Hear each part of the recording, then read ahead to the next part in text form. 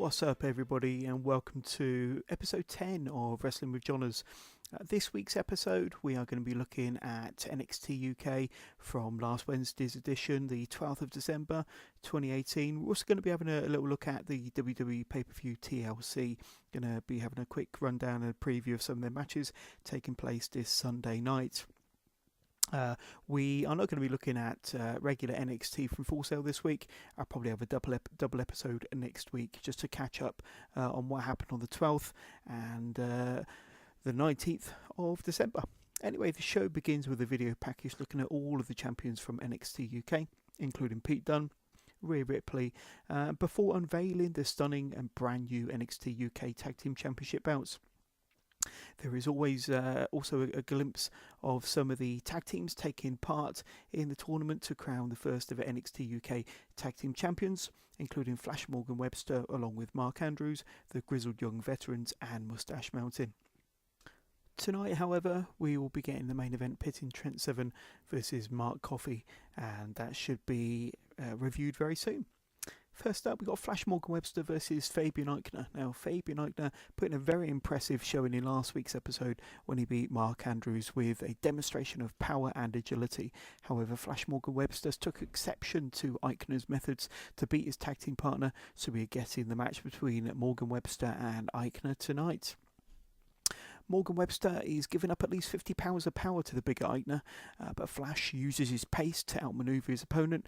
Morgan Webster gets dumped to the outside in the early stages and driven into the steel ring steps, causing Mark Andrews to come to his support at ringside. Eichner dominates the first 5 minutes, with Webster appearing to injure Webster's neck off of a wicked Irish whip. Webster makes a brief comeback with a series of drop kicks, taking Eichner to the canvas. Webster hits an enziguri, followed by an impressive rude boy block out of the corner for a 2 count. Eichner nails Webster with a snake eyes, draping Webster's throat across the top rope, followed by a fantastic clothesline, spinning Webster with a full 360 rotation. Eichner hoists Webster up with his brainbuster suplex and covers for a 2 count.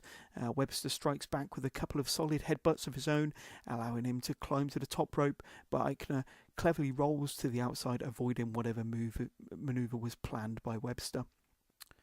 Webster is then dragged to the outside with Eichner just about to hit another running knee into the ring steps in a similar way to the way he took Mark Andrews out of the match last week, when Mark Andrews himself walked towards Eichner, stopping him in his tracks to prevent the same fate to his tag team partner. Instead, Eichner rolls Webster back into the ring, setting him up for his spinning powerbomb finisher, but Webster is able to roll his bigger opponent up into a pinning combination from out of nowhere for the 1-2-3 and the surprise victory. That was an entertaining first match with the underdog pulling off a surprise victory. Then we see an interview backstage with the Bangor bad boy Amir Jordan, who's excited about his up-and-coming tag team tournament. When we see him doing a bit of dancing with Radzi until his tag partner Kenny Williams enters the set, telling Jordan that he needs to take this tournament seriously and that this is not a time for dancing. We then look back at Isla Dawn's win over Nina Samuels from last week's episode. Isla Dawn will be in the next match. Gallus are backstage with Joe Coffey explaining how tonight he will take care of Trent Seven before focusing his attention on Travis Banks. Mark, Coffey and Wolfgang say that they have their sights set on the NXT Tag Team titles to bring home the gold for Gallus. Then Isla Dawn against her opponent tonight, Killer Kelly.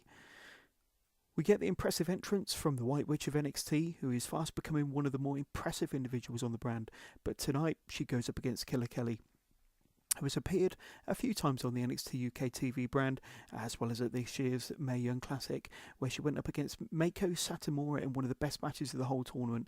This should be a super competitive match.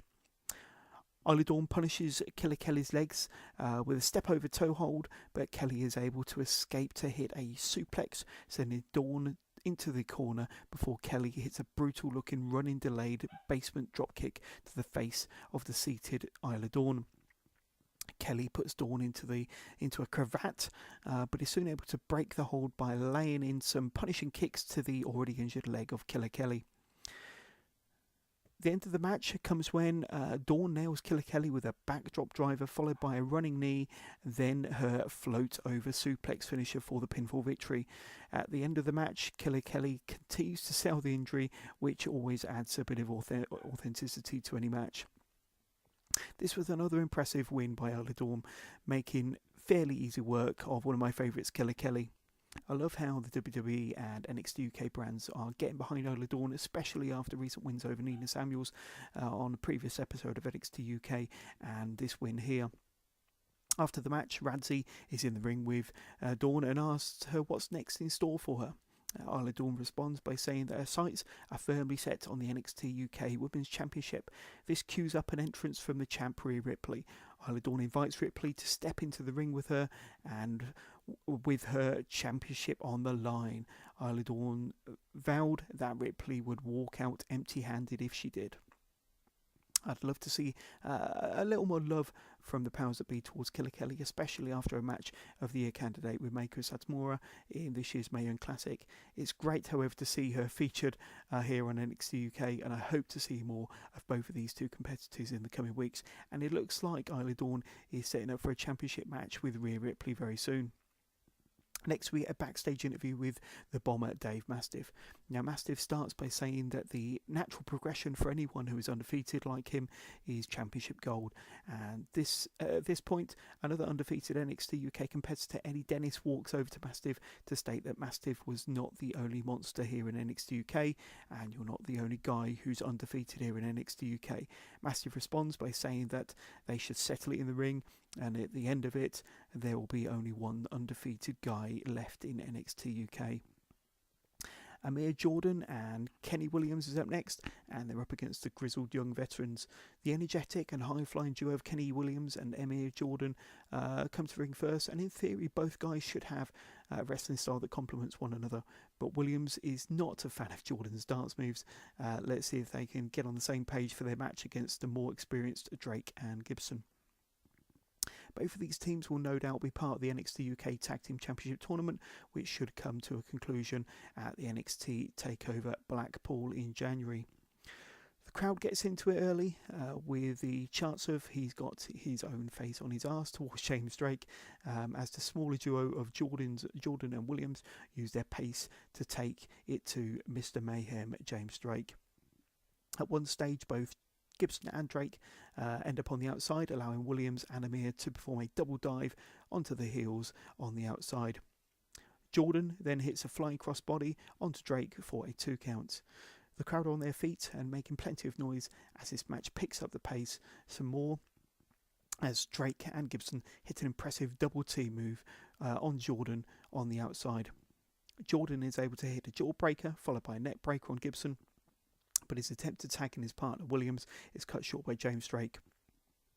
However, once the hot tag is finally made to Kenny Williams, he hits a very impressive springboard back elbow and starts to clean house on his opponents. The offense is short-lived as Williams and Amir Jordan are dumped to the outside. The end of the match comes when Drake and Gibson's patented tag team finisher, the assisted Ticket to Ride lung blower, for the win, and another convincing win by the grizzled young veterans. These are my favourites to win the tag team gold at TakeOver Blackpool. Will it happen? We will have to see. Next, we see Tyler Bate and Trent Seven backstage as Seven is getting ready for his match with Joe Coffey. Bate tells his tag team partner that once he is finished with Joe Coffey, they can then set their sights on tag team titles. That seems to be a bit of a theme of the night so far. We then get a graphic showing the main event of Hour 2 tonight between the Battle of the Undefeated, Eddie Dennis versus the Bomber Dave Mastiff. Next up, we've got Trent Seven versus Joe Coffey. We then see all three members of Gallus approach the ring as Joe Coffey prepares for his opponent Trent Seven. Loud cheers for Seven as he makes his way towards the ring with tag team partner and first ever WWE UK champion Tyler Bate.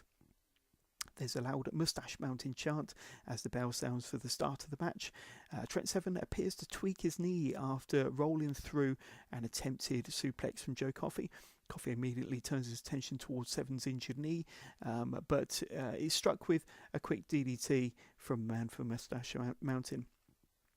Trent Seven gets bundled to the outside, where the rest of Gallus surround him like a pack of dogs, but before any damage can be done, Joe Coffey nails Seven with a leaping boot to the back, sending Trent Seven to the floor. At one stage, all three members of Gallus get up onto the ring apron before Tyler Bate slides in to the ring to stand side by side with his tag partner Trent Seven. Neither man wants to wait for Gallus to get any further inside, as they decide to nail all three members with drop kicks, taking the heel faction onto the floor. Tyler Bate then takes out Wolfgang with a stunning dive through the ropes, leading to both men battling their way up the ramp and to the backstage area, soon to be followed by Mark Coffey. This leaves Joe Coffey and Trent Seven all alone in the ring. Joe Coffey at this stage is still on the outside. Trent Seven that gets in on the act with a huge dive of his own onto Joe Coffey. Coffey regains control, hitting a couple of shoulder charges with a direct hit to the injured knee of Trent Seven. However, on the third occasion, the third charge causes Coffey to hit nothing but steel ring post. In the move of the night, Trent Seven manages to get Joe Coffey onto the top turnbuckle before bringing him back down to earth with a bang with a top rope suplex for a very close near fall. Seven is able to hit his snap dragon suplex, followed by a modified suplex of his own for a 2 count. The fans are chanting, "This is awesome," and yes, so far it is. Seven follows this up with a figure 4 leg lock, causing damage to Coffey's knee this time. Both men roll to the ring apron, which allows Joe Coffey to nail a brutal overhead belly-to-belly, throwing Trent Seven to the hard floor on the outside. Joe Coffey tries to capitalise, executing 2 power bombs, but only getting a 2 count for his troubles, but that was quite an impressive combo of moves there. This is all before slapping on a Boston Crab, which Seven is able to escape from by grabbing the bottom rope. The end of the match comes after Seven is not able to execute his finishing move due to his injured leg, allowing Coffey to strike a German suplex, a spear, and then his spinning lariat for the win. This was an exciting, hard-hitting match, with both men giving it their all, and a great way to finish the first hour of this episode. And once again, some great selling, this time from Trent Seven, losing valiantly in this epic matchup. Today's show is brought to you by Finishing Move Limited, specialising in the simple, stylish and versatile to help you elevate your everyday. Check out their Instagram at Finishing Move Limited and find their elevated essentials range at finishingmovelimited.com. Hour 2 kicks off with a match between Eddie Dennis and the Bomber Dave Mastiff being the focus of the night as the main event for the second hour. However, the first match of Hour 2 is Ashton Smith and Ligero versus Gallus, comprised of Mark Coffey and Wolfgang. Now, we haven't seen Ashton Smith since he lost against Eddie Dennis a few weeks ago. Gallus have been all over NXT UK in recent weeks, especially with their feud with members of British Strong Style and Travis Banks, giving us some fantastic matches. The bigger team of Wolfgang and Mark Coffey waste no time in taking the fight to Ligero and Smith, with both members of Gallus taking turns to punish the small Ligero until he is able to make the hot tag to Smith for a fiery comeback. This was all short-lived, however, as Mark Coffey nails an impressive kick to the taller Smith before hooking the legs for the 1, 2, 3 and the easy win for the team of Wolfgang and Mark Coffey. We then see a clip of Isla Dawn laying out the challenge to NXT Women's Champion Rhea Ripley from last week. And in another backstage segment, the match is made official by Johnny Saint and Sid Scala for next week. That should be a great championship match between the more technical Isla Dawn versus the powerful Rhea Ripley. We then get a backstage interview with Gallus, talking up their chances for the NXT Tag Team titles. Joe Coffey then says there's a name that he is concerned with, and that is the Bruiserweight Pete Dunne. Joe continued by saying that he is setting his stall out. This is what Gallus is all about. We don't win, we take. And he sees Pete Dunne walking about with his championship hanging from his mouth. He's going to rip it from his mouth. But first, Travis Banks. I'm going to squash Travis Banks like a bug. Then we see Jack Stars, a character that we've seen once or twice on NXT UK, predominantly in job matches. Unfortunately, he's going up against Joseph Connors tonight. Now, I'm not sure if it's just me, but I'm having trouble buying into the character of Joseph Connors. Maybe a couple of vignettes like we had with Ginny or Eddie Dennis would do him some justice. Once again, it's a personality thing for me with regards to Joseph Connors, and I'm not getting anything from Connors at the moment. This isn't to say that he isn't impressive. Once the bell rings and after his don't look down finisher, the match ends pretty quickly in his match against Mark Starr here tonight. We then get a backstage interview with Radsey, and this time with Zia Brookside. Tonight she's going up against Ginny. However, Ginny dampens the mood by approaching Brookside from behind as she looks Zia in the eyes before making her way to the ring. Speaking of character building vignettes, we get one for Tyson T-Bone and Saxton Huxley as they join forces for the NXT UK Tag Team Championship tournament that will be coming up in the coming weeks. So, Ginny versus Zia Brookside. Ginny makes her impressive entrance, and as Nigel McGuinness rightly mentions, Ginny is indeed the current Progress Women's Champion. As mentioned in previous episodes, the NXT Women's roster is very impressive and just as strong as any women's roster in the WWE right now. I'd like to see slightly longer matches for the female NXT UK talent just to help get a few more over in this brand. But I appreciate that it is early days, and with the talented individuals such as Ginny, Toni Storm, Rhea Ripley, Isla Dawn and many more, as well as the eventual return from Tegan Nox sometime in 2019, it could be the best roster of female talent in the WWE before too long. Zia is quick out of the gate as she nails Ginny with a high crossbody. However, Ginny is fast to react with her fashion disaster turnbuckle facebuster for an early 2 count. Ginny hits a series of kicks followed by an axe kick to the back of Brookside before applying a submission hold, adding pressure onto Zia's back and arms. Brooks makes a comeback with a bulldog and a head scissors takedown before hitting a double knee to the back of her opponent for a near fall of her own. Zia attempts a surfboard stretch on Ginny, but her back was just too weak after the punishment unloaded by Ginny early on in the match. Ginny took advantage of this by hitting her finisher, a touch of couture, spinning heel kick to the back of Zia Brookside's head for the pinfall victory. We know that Isla Dawn will be taking on Rhea Ripley next week, and I'm sure that Toni Storm will be back on the scene very soon to stake her claim to yet another championship rematch. However, I predict that Ginny will be in a championship contention in the next 6 months or so, and could very well end up with a bout very soon into the new year. We then see the duo of James Drake and Zach Gibson, the grizzled young veterans, in an in-ring interview. Gibson starts off by saying that you all saw a glimpse of what we could do last week. We made light work and easy work of Kenny Williams and Amir Jordan, but that was the tip of the iceberg, and soon they are to be recognised as the very first NXT UK Tag Team Champions. We then get a video promos showcasing the Bomber Dave Mastiff and Eddie Dennis as we prepare for tonight's main event. So, Dave Mastiff is billed at £322 and looks every bit the monster as he enters the ring. Not sure about his babyface persona, as I've always known Mastiff as a fully formed heel, but it works for now as NXT UK appears to be quite heel heavy.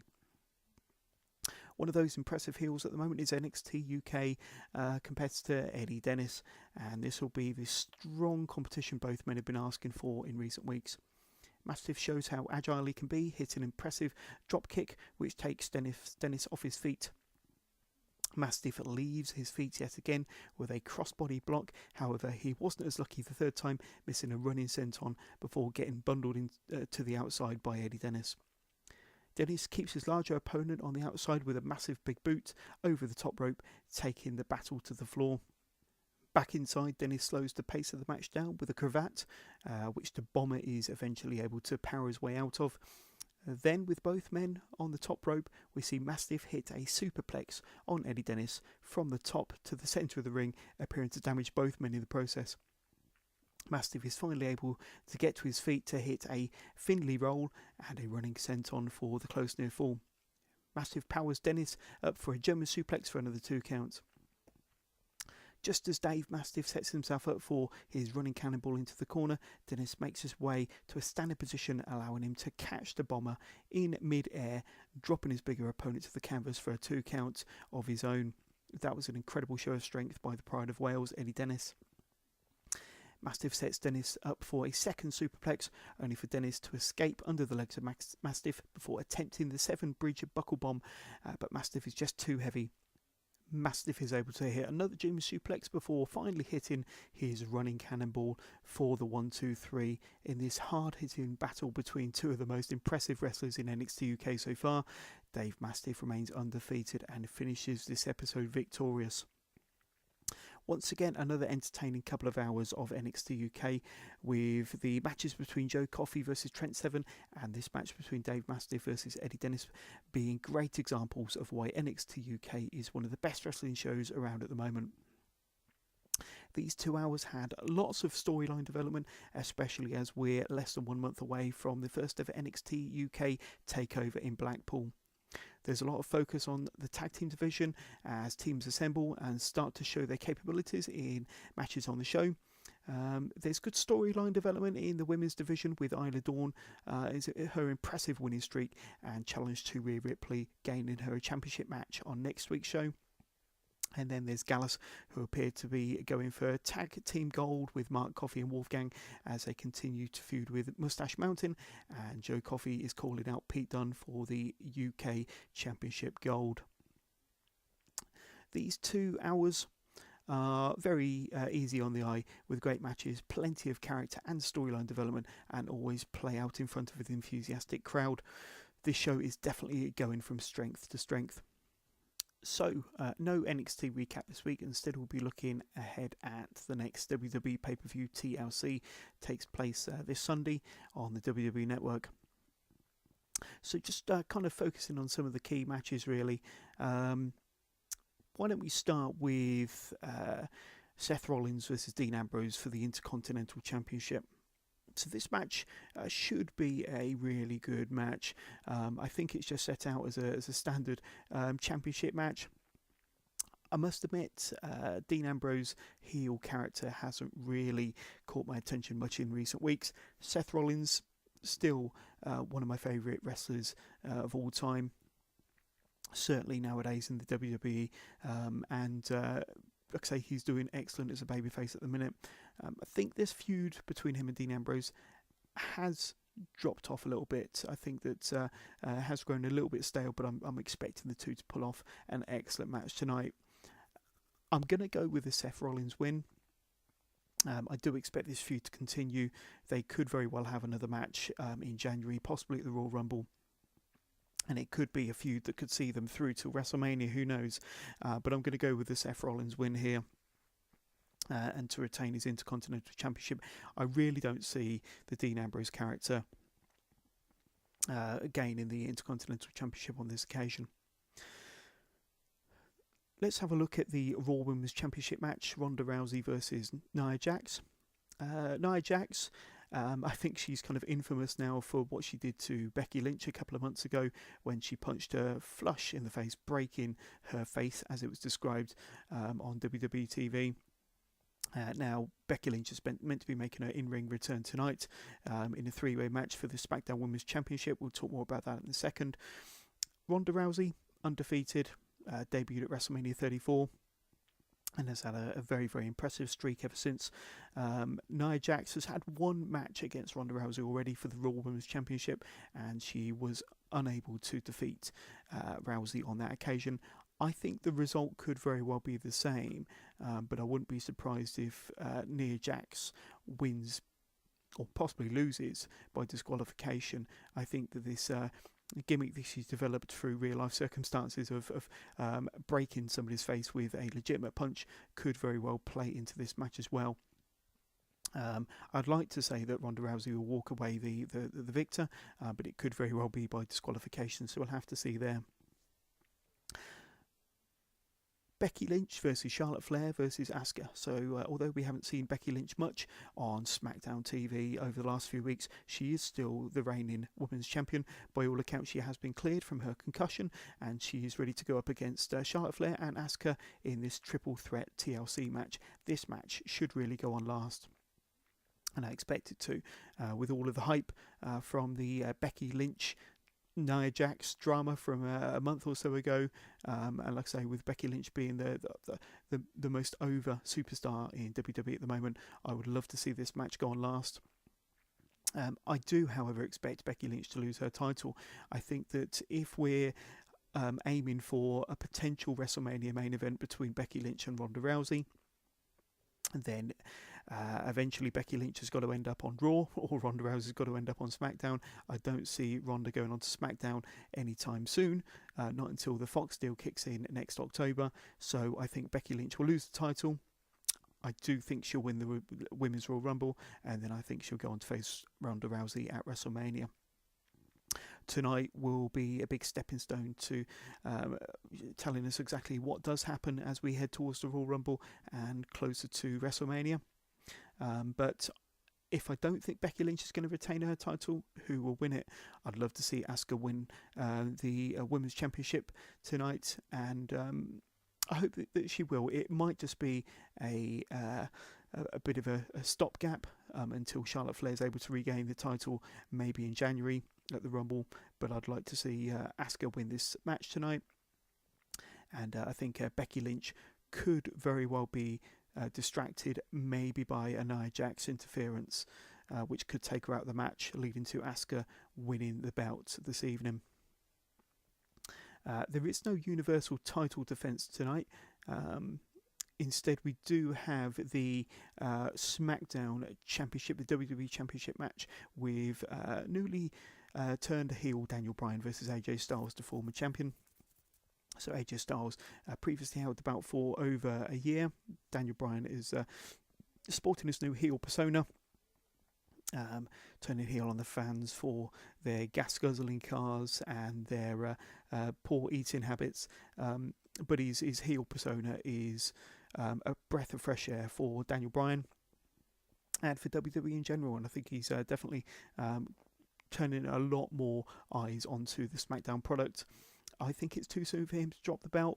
I honestly think with him, along with Becky Lynch, are the two most over characters in the WWE at the moment. They're both SmackDown champions, or world champions on the SmackDown brand, and I do expect Daniel Bryan to hold the belt until WrestleMania. Not sure who his opponent will be, but I can't see him losing the title tonight.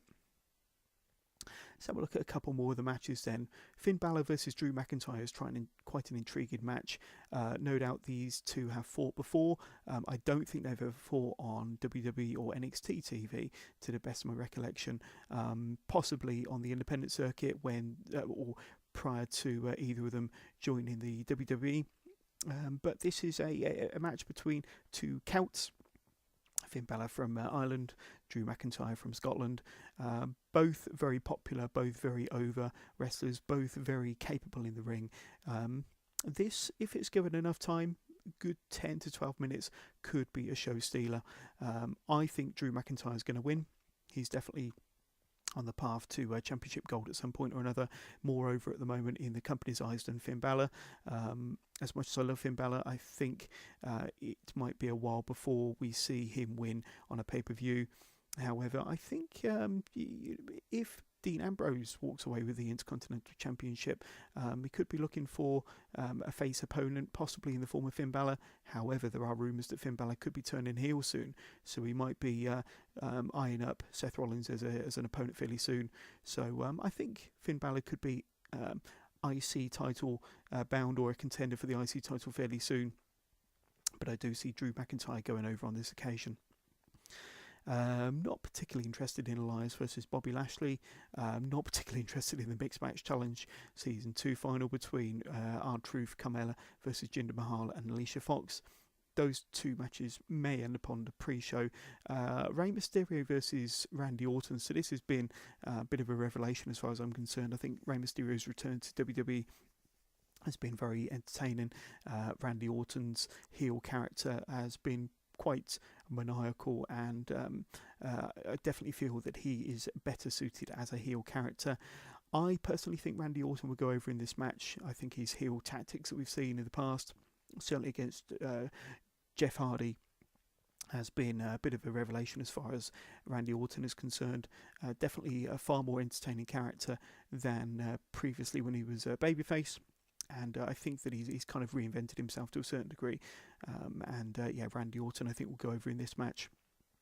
Natalia versus Ruby Riott, don't really have much love for that match. However, the three-way for the SmackDown Tag Team Championships versus The Bar, the Usos and the New Day, I think that could be a bit of a show stealer. I really, really hope it's not on the pre-show. It deserves, looking at the lineup there, to be on the main card. Current champions of The Bar, I think will retain, but it should be a highly entertaining match between the three of them. That one is a triple threat, of course, for the SmackDown Tag Team title.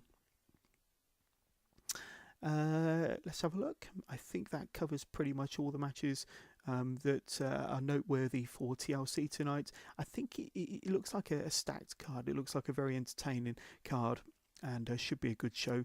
There's a few matches there that I hope are on the pre-show, which I don't have much interest in, but then there's a few that really stand out, like the WWE Championship match, Daniel Bryan versus AJ Styles, the SmackDown Women's Championship, Becky Lynch, Charlotte Flair versus Asuka, so the three-way there. And like I said, I think Finn Balor versus Drew McIntyre could be a really good sleeper match there. The Bar versus the New Day versus the Uso could also be another really good entertaining match. One match I didn't mention, the Cruiserweight Championship match, Buddy Murphy versus Cedric Alexander, could be a really good, fun, entertaining match to watch. They've got a history of fantastic matches, especially with the match that took place in Melbourne, Australia a couple of months ago. That was where Buddy Murphy took the title from Cedric Alexander and has retained it ever since, especially in some quite impressive defences against Mustafa Ali. But this one I think will be could potentially be a bit of a show stealer. So quite a few matches that stand out there. It's been definitely ones to watch tonight. There might also be a few to fast forward through as well. So that's the end of this episode of Wrestling with Johners. Like I say, primarily we focused on the NXT UK show from the 12th of December. We will be back fairly soon with more reviews of NXT UK, NXT from Full Sail. There we go, and maybe you might catch a few thoughts of mine on the TLC pay-per-view from tonight. So I hope you've enjoyed the show. If you have any questions, have any feedback, anything you want to ask, just simply email wrestlingwithjohners@gmail.com. Give us your feedback on the show, get in touch. I'd love to hear from you. You also can get in touch via my Twitter page @withjohners_WWJ, or visit my YouTube page. Just simply search Johners Wrestling. So I'll be back very soon with another episode of Wrestling with Johners. But in the meantime, please like, share, tell a friend, tell your family members, shout about Wrestling with Johners if you've enjoyed this episode. So take care and see you all soon.